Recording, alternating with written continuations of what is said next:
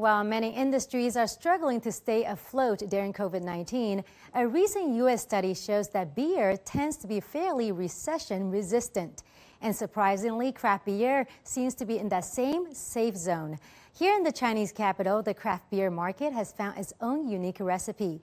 In our newest Job Hopper series, we follow a brewmaster to find out what's brewing at Beijing's much-loved craft beer and live music establishment. Today, I'm taking on a hefty responsibility, 25 kilograms of grain on my shoulder, which equates to an ample selection of exciting beer flavors. Hello, Wilson. Oh, Louisa, how are you? You got me working hard. You gotta take over. Okay. Nice to meet you. Nice to meet you too. All right. Wow, this is hard work. Yeah. Do you do this every day? This is just about every day, yeah, carrying That grain like explains that yeah. you're really buff. Yeah, exactly. For all that hard work, I guess you definitely need a beer, right? Yes, I'm still breathing hard. This is our brand new session pale ale. It can't get more fresh than this. No. Get a lot of kind of lime characters from the hops. Yeah, I can taste it. Super drinkable. Wow, this is really good. Doing something pretty special today. Since early morning, since about 8 o'clock. Right.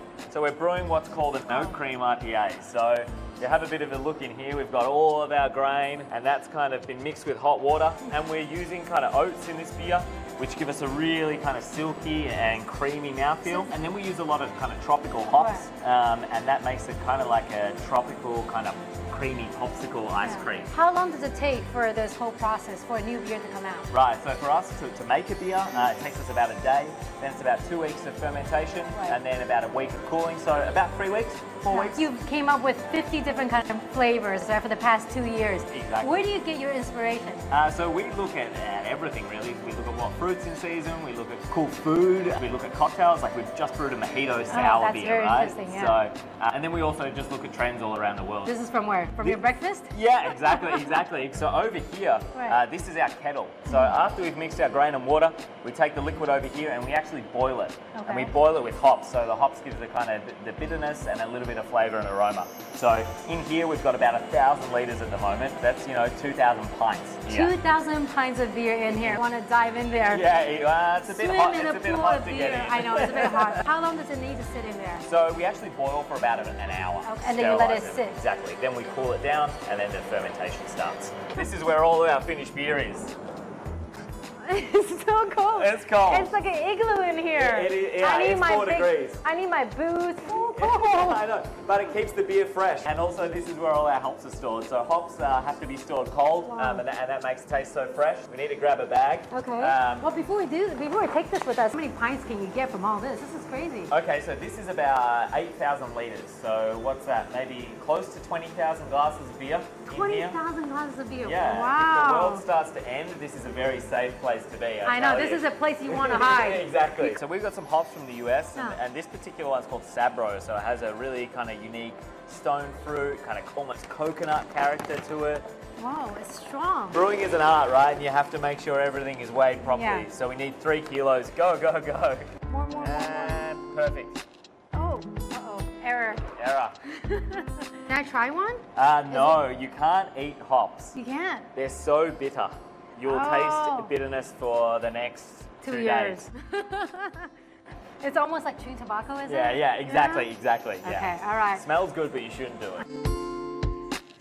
20,000 glasses of beer may seem like a far-fetched number, but not for this particular gastropub, which can sell up to 1,000 glasses of on-site freshly brewed beer daily. While craft beer makes up only about 1% of the overall beer market in China, the fast-growing desire for this unique beverage is proving that the potential is greater than imagined. As to mastering that perfect balance of beer and foam, the rule of thumb is, or the rule of finger is...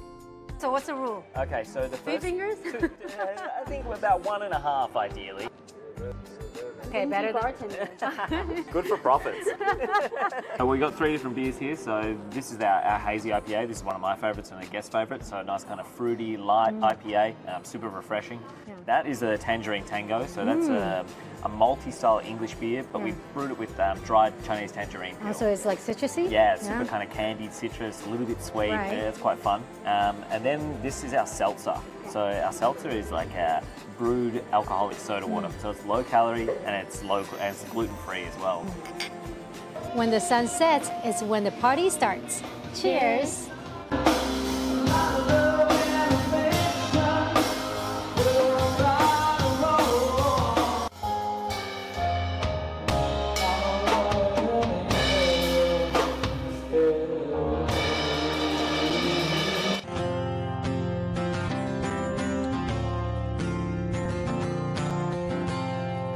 It's crazy world, it's crazy, yeah. It's crazy world, it's crazy, yeah. It's crazy. Louis Li, Brewer of the Day, CGTN, Beijing.